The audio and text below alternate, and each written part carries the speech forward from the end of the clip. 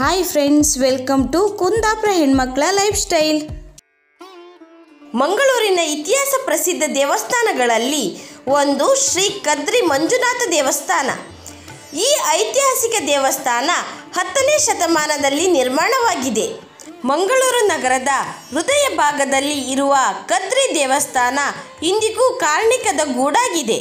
ದೇವಸ್ಥಾನದ ಎತ್ತರದ ಭಾಗದಲ್ಲಿ ಸದಾ ತುಂಬಿ ತುಳುಕುವ ಸಪ್ತಕೆರೆ ಒಂದೆಡೆಯಾದರೆ ಪ್ರತಿನಿತ್ಯವೂ ಸಮಚಿತ್ತದಿಂದ ಹರಿಯುವ ಭಾಗೀರಥಿ ನೀರು, ಗೋಮುಖ ತೀರ್ಥ ವರ್ಷದ ಪ್ರತಿದಿನ ಸಮತೂಕದಲ್ಲಿ ಹರಿಯುತ್ತಿದ್ದು, ಕಾಶಿಯ ಭಾಗೀರಥಿಯ ನದಿಯ ಹರಿವೇ ಈ ಗೋಮುಖ ತೀರ್ಥ ಅನ್ನುವುದು ಭಕ್ತರ ನಂಬಿಕೆ.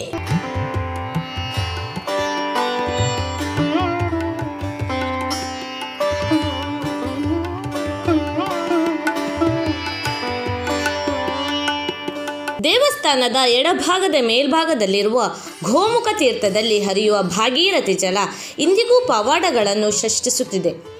ಮೇಲ್ಭಾಗದ ನೀರಿನ ಸೆಲೆಯ ಮೂಲ ಯಾವುದು ಎಂದು ಈವರೆಗೂ ಯಾರಿಗೂ ತಿಳಿದಿಲ್ಲ. ನಿರಂತರವಾಗಿ ಹರಿಯುವ ಈ ಜಲ ನೇರವಾಗಿ ಕಾಶಿಯಿಂದಲೇ ಬರುವ ಭಾಗೀರಥಿ ತೀರ್ಥ ಎಂದು ನಂಬಲಾಗಿದೆ. ಈ ನೀರು ಪರಿಶುದ್ಧವಾಗಿದ್ದು ಮಳೆಗಾಲದಲ್ಲೂ ಯಾವುದೇ ಬಣ್ಣವನ್ನು ಬದಲಾಯಿಸದೆ ತನ್ನ ಶುದ್ಧತೆಯನ್ನು ಹಾಗೆಯೇ ಉಳಿಸಿಕೊಂಡಿದೆ.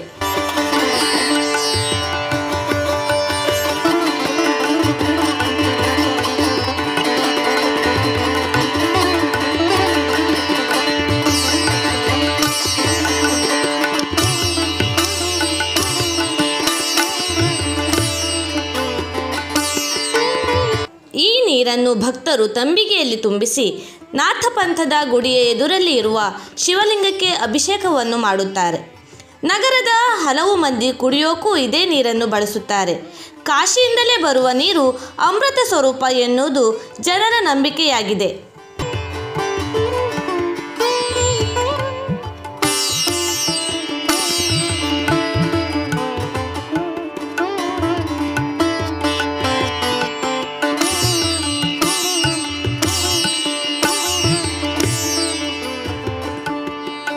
ದೇವಸ್ಥಾನದ ಮೇಲ್ಭಾಗದಲ್ಲಿರುವ ಸಪ್ತಕೆರೆಯಲ್ಲಿ ಭಕ್ತರು ತೀರ್ಥ ಸ್ನಾನ ಮಾಡುತ್ತಾರೆ.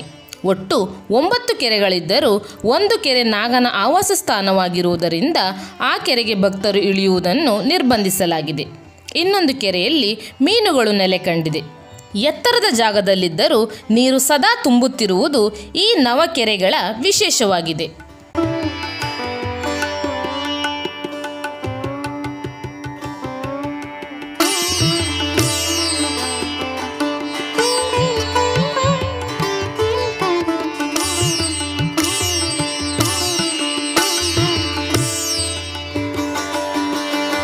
ನೀವೇನಾದರೂ ಕದ್ರಿ ದೇವಸ್ಥಾನಕ್ಕೆ ಹೋದರೆ ಮರೆಯದೆ ಗೋಮುಖ ತೀರ್ಥದ ನೀರನ್ನು ಶಿವಲಿಂಗಕ್ಕೆ ಅಭಿಷೇಕ ಮಾಡಿ ಎಂದು ಹೇಳುತ್ತಾ ನಮ್ಮ ಇವತ್ತಿನ ವಿಡಿಯೋವನ್ನು ಮುಗಿಸುತ್ತಿದ್ದೇವೆ. ನಮ್ಮ ಈ ವಿಡಿಯೋ ನಿಮಗೆ ಇಷ್ಟ ಆದರೆ ಪ್ಲೀಸ್ ಲೈಕ್, ಕಮೆಂಟ್, ಶೇರ್ ಮಾಡಿ. ಹಾಗೆಯೇ ಮರೆಯದೆ ನಮ್ಮ ಚಾನಲನ್ನು ಸಬ್ಸ್ಕ್ರೈಬ್ ಮಾಡಿ.